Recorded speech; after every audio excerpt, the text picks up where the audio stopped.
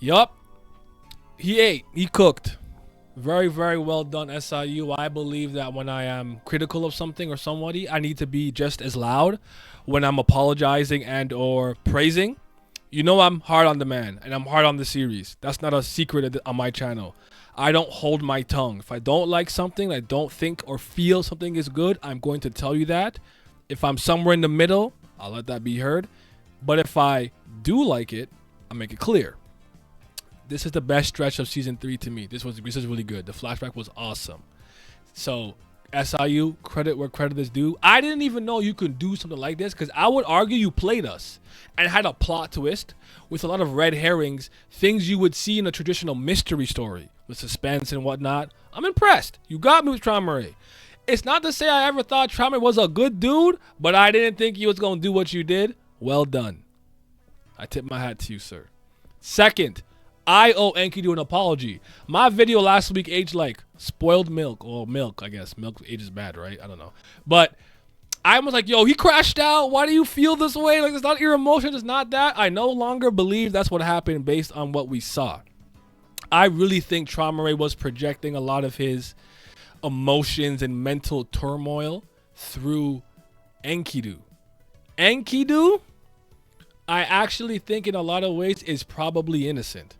I think every time we saw him say something like, I didn't change, or Traumerei didn't change, she changed, that was Traumerei's emotions getting away from him and somehow being channeled through Enkidu, because Enkidu's not human. We got to talk about so many things like Zahard. Was he the real master manipulator and all of that? So stay tuned. You're going to get a slew of videos this week on various topics of Tower of God. But I want to focus this one on Traumerei from the standpoint that I made a video talking about his characterization. I actually think this makes his character a lot more intriguing and interesting. I don't want... Okay, so let me start here. I believe that Traumerei was always strange, weird, and I never really vibed with him on a personal level. Intellectually, from a storytelling standpoint, I never thought he was a poorly written character or a bad character. I wasn't going to tell you he's trash, he sucks, SIU's not writing him well, but I just didn't vibe with him. Why? Because he's weird. He's just by himself all the time, and I get that. I'm pretty introverted, but he's like, it's like the way he does it, it's like, it's giving weirdo, and then what you do with the animals, wang wang, can you breed her tonight? Like, I don't know about this guy, right? So I had my reservations. What I really do like, though, is that you gave him a truly devious and somewhat evil side. I don't like to use the word evil too loosely, but we'll just, for the sake of this conversation, Traumerei's evil. He killed Ame. He let her die. That was him. He controlled Enkidu to do that. You guys deserve credit for that, by the way, because I would have never gone down this route personally. So I want to give my community credit because y'all called this pretty early, or one of the first things y'all said to me. Maybe you got it from a forum or whatever, but you brought it into my headspace because I never considered that. And secondly, I think the thing that is interesting about all of this too is the fact that one of you asked me a question. It was Sarade, and I thought it was a great question, and I want to know what you guys think if you haven't seen the big stream or the stream. Do you think Gustang said what he said about Bam's father being the worst person because at the time he didn't have access to these memories, thus V was the worst person he ever knew because he's thinking V is the reason this happened? Curious about that. That being said, what he did was smart because I actually would argue he tried to set up Traumerei as a more sympathetic character or personality where it's like loneliness, betrayal, the people that he's rocking with. I know that he did bad things in the flashback, but I don't think any family head is clean, and I don't think any of them are truly good people deep down from top to bottom. And humans and people are just, to me, like, humans and people are just more complicated than just good or bad. Like, you're human, you sin, you mess up, you get emotional, you lose some mental faculties as you grow older or whatever the case, you know? Like, people use substances to cope. Like, I don't know, like, looking at this black and white, like, there's a gray and a murky area. I try to, like, you know, be fair, but my morality is messed up. My ethical compass is not good. My moral code is not good. Don't follow my footsteps in that capacity. But yeah, Traumerei looks a lot more evil to me, and Gustang looks a lot more righteous to me. And I didn't think I'd ever think that. I'm not saying Gustang. Oh my God, Gustang's just a good person, great dude, whoop de whoop. But I could always respect somebody who's in the pursuit of truth, and it seems that he's in the pursuit of truth when it came to the Enkidu situation and what happened.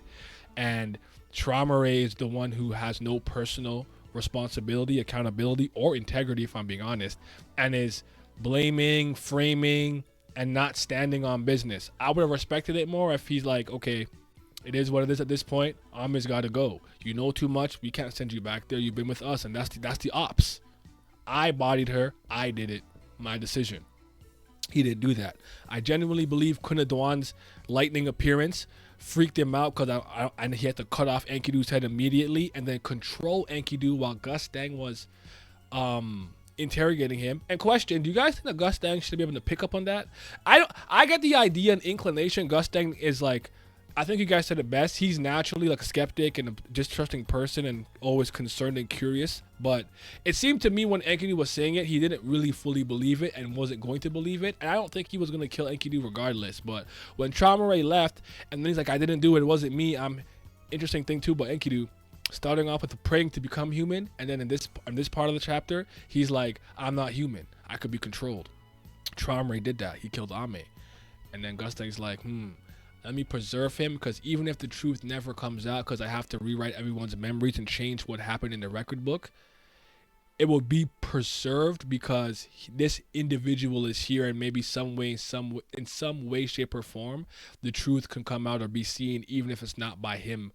But the extra questions you have to ask yourself is Icarus, what's going on with that?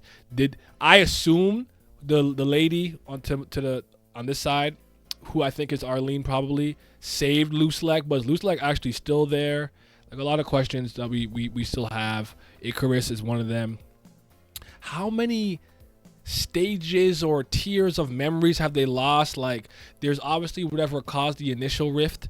Then there was whatever Ame was talking about. Traumerei not even remembering how they met or why he loves her. I don't think that's love, by the way. That's infatuation, control, and possessiveness. Very different. But ultimately, while I do have more questions than answers at this point, I really like where we're going. I like the direction. I am a bit concerned about what's going to happen in present time. I'm hoping maybe there's more flashback stuff to get, but really good stuff. You cooked SIU. Great flashback. Enkidu, my bad, bro. You wasn't crashing out. That was Traumerei the whole time. I think projecting what he felt through you in some way, shape, or form, so he doesn't have to actually deal with it or process his emotions himself, because I believe he's probably the family head who's discarded the most amount of emotions, if you get what I'm saying. We'll leave it at that here today. I have a lot more to say, but we'll leave it at that for the time being. Thank you guys for rocking with me. Like the video, subscribe, hit the bell, share all your thoughts and opinions in the comments. Let's talk about it, man. Patreon gang, appreciate you guys as always for helping me out. Trust me, it means a lot. Shout out to the CBLs, that's the certified BAM lovers, LaBam James. But a bigger shout out to the Priests of Fire. That's real Brilith gang. Are they the real CBLs? They just might be. But a huge, enormous shout out to the Fifth Zen Gods. Shout out to Zyler Scotty, Zodiac Nemiko, Wolf General, Urek Mazzino, Tino Brown, Tau, Sly, Simi, Scobe, S, Rox G, Revenant, Naz Riley, Lucky Roo, Lopobia Blaze, Lazy Dragon, Katan, Johnny Rogers, Jay, Huey, Fairs, Childish Nujabes, and Big Abdel. Your support is greatly appreciated. Ayo, today I had a slice of a leaf. We eating good.